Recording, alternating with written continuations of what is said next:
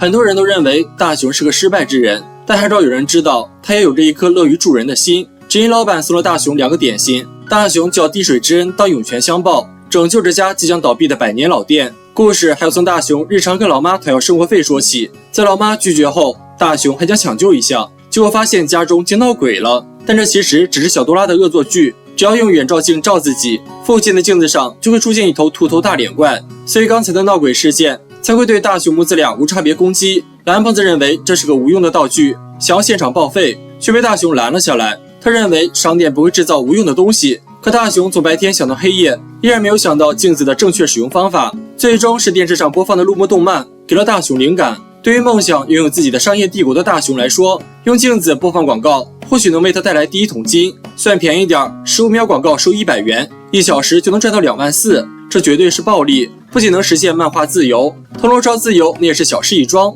于是两人在第2天换上帅气的服装，决定出门去拉赞助。可两人在第一家店铺就碰壁了。即便小多拉用小女友亲自演示，老板却以丑人不照镜子为由拒绝了一波。即便大雄把细节细到了自己的眼镜上，老板还是认为这种宣传很离谱。之后的第2家被拒绝，第3家依然被拒绝，足足被拒绝了9981回后，两人发现或许可以亏本做一波免费推广，而网红店显然不适用。于是两人找到了一处偏僻的点心店，给这种看起来就快倒闭的店做推广，才会让广告拥有最大价值。很不巧，这些话被老板听到，老板不但没生气，还将两人引入店中欣赏琳琅满目的美食。虽然店铺即将倒闭，可老板很希望有人可以认可自己的手艺，而点心也不出众望，让2个小家伙吃出了老板对点心满满的情怀。原来并不是因为老板手艺不行才门可罗雀，而是因为客人都去了附近的网红店。老板本想翻修一番店铺，可惜他没有资金，而为了老板的点心之恩，大雄决定为老板免费宣传，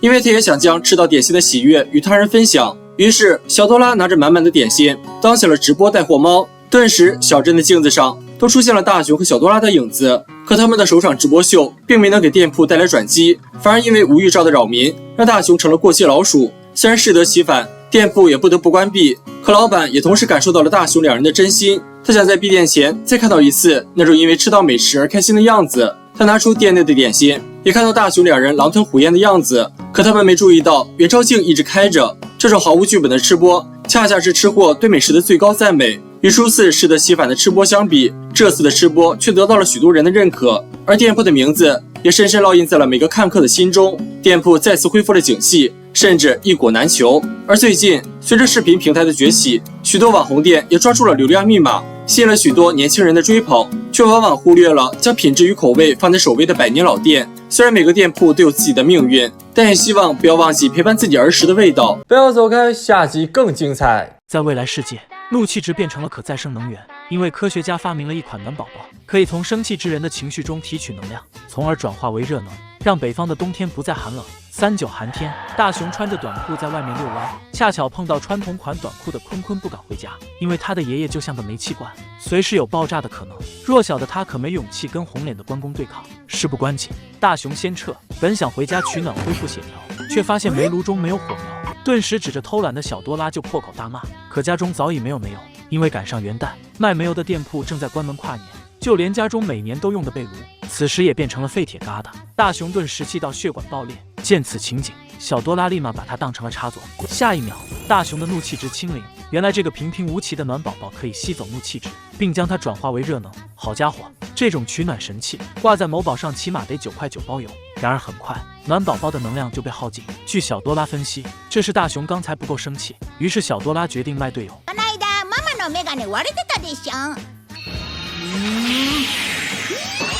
昨日は買い物に行ってお釣りをごまかしたし。のびちゃん！眼看老妈要把大雄变成妙龄男尸，小多拉赶忙充能。下一秒，老妈竟表示过年不打孩子，攒到年后一起打。而两人也靠老妈的怒气值狠狠取了一波暖。可小多拉却担心暖宝宝扛不过今晚，于是两人一拍即合，找到了小镇中杀疯了的男人。小多拉将暖宝宝插入胖虎体内，然后准备在线挑衅。岂料胖虎今天并不和善，反而和善，因为他手握上百张抽奖券，决定靠他在新年体验吃喝玩乐一条龙。只见他来到抽奖现场，就把上百张抽奖券砸在了桌上。小多拉深知抽奖的套路，认为百发零中的胖虎届时定会怒气值拉满。胖虎首发喜提安慰奖，但他自认票子多， 1、2、3等奖早晚会被自己轻松拿下。看着有票子就有底气的胖虎毫无生气的迹象，大雄感觉在胖虎生气前，他俩会先被冻成妙龄男尸。就在此时，小夫手拿新款玩具，想约大雄闺房相聚深度探讨。可现在大雄的眼中全是胖虎，看着自己主动摆给，大雄却另结新欢，醋往小夫一脚地板油气跑了。大雄只可惜错过了这波到手的移动电源，而另一面的胖虎终于有了生气的迹象，可惜阿呆手欠，摘掉了插头。胖虎的怒气无道具压制，顿时便开启了红脸特效。伴随着最后一摇的结束，胖虎避开了所有中奖机会，喜提上摆个安慰奖。大雄高兴极了，觉得再加把劲，这波怒气值都够过冬了。于是他变身嘴强王者，拿没中奖说事。觉察到异样的小多拉上前查看，整个喵都惊呆了。就在大雄摆出18般嘴技后，胖虎终于炸了，将两人炸成了一滩番茄酱。没死透的两人完全不在乎伤情，只可惜错过了这波能量。但大雄突然茅塞顿开，想到了一个媲美胖虎的红棒。他来到坤坤家，拉着他主动送死。岂料红脸关公一开门，就吓得大雄原路返回。但为了凑足过冬的能量，大雄主动卖了队友，并在背后玩起了背刺。红脸关公瞬间恢复正常脸色。大雄建议坤坤游手好闲，引得关公再次杀上门。可下一秒又觉得孩子就应该及时行乐。听说关公最忌讳家中吵闹，大雄便在家中跟坤坤玩起了篮球。关公1秒杀到战场，却希望他们闹得更猛烈些。这下就仿佛打开了潘多拉魔盒。大雄跟坤坤从篮球玩到枕头，关公的脸也是红白脸特效无缝切换。然而就在大雄想拿走暖宝宝时，坤坤却希望把他留给自己，因为他也渴望过上正常生活。他出门时不慎跌倒，球砸到了关公脸上，意外撞掉了暖宝宝。坤坤本以为关公会怒气值拉满，可他却关心起坤坤的伤情。原来关公也渴望跟孙子拉近关系，可不懂得如何交流的他误以为严师出高徒。坤坤将暖宝宝归还给大雄，因为爷孙俩找到共处的方法，已经不再需要暖宝宝。不要走开，下集更精彩。蓝胖子化身容嬷嬷，对着各种东西就是1针、2针、3针，9981针后，小夫的家被清空了。这年头，强盗都可以这么明目张胆了吗？一大早，胖虎就拉着众人集训棒球，大雄真是压力山大。这时，一辆小轿车缓缓停在了空地，胖虎上前力争，可周围停车场都满了，棒球只能原地解散了。虽然逃过胖虎这一劫，但乱停车还是让大雄很困扰。此时的老爸又因为自己才200斤，背不动高尔夫球带而犯愁。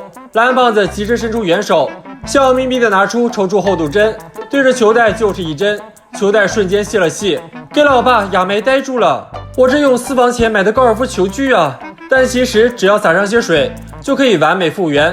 大雄的商业头脑立马上线，用吃不完的铜锣烧当诱饵，想要借针。蓝胖子虽预感不妙，但为了可以让更多的人有地方停车，顺便为了铜锣烧，蓝胖子决定那必须借。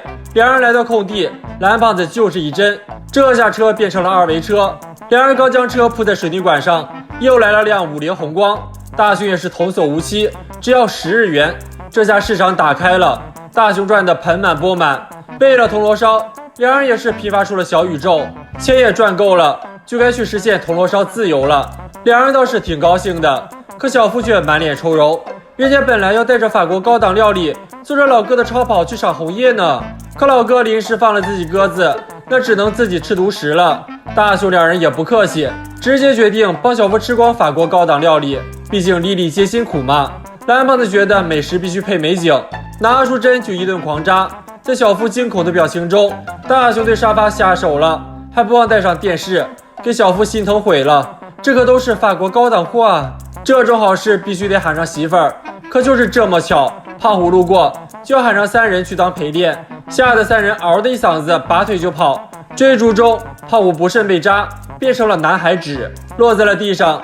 这时静香来了，不知道就的静香把胖虎卷了起来，放进背篓。蓝胖子掏出任意门，众人向着美景出发。众人把家具铺好，蓝胖子辛勤耕耘，家具全变回了原形。蓝胖子从背篓中拿出食物，无意间掉落了胖虎，撒上水，大餐就完成了。就在众人要开吃时，小夫膀胱一扫，发现了桌下的胖虎，误以为是海豹，对着胖虎就是一通涂鸦。完事儿了，还不忘送上陈年老脚。可下一秒，他就意识到这是如假包换的真胖虎，二话不说就卷了起来。蓝胖子以为还有甜点，大雄打开一看，又默默地卷了起来。一阵妖风吹过，直接送了胖虎一波。5星级高空赏景服务。可爱的小鹿还给胖虎加了把劲，皮糙肉厚的胖虎落在草丛上，又被松鼠当成了磨牙棒。还有万猪奔腾来给胖虎争场面，胖虎再次飞起，落入了河中，恢复了真身。此时的胖虎脑中只有3个字：复仇。静香觉得胖虎没来真可惜，可能静香的嘴今天贴了金，说胖虎胖虎到。3人连忙无比热情地上前邀请胖虎，可胖虎现在只想当一拳超人。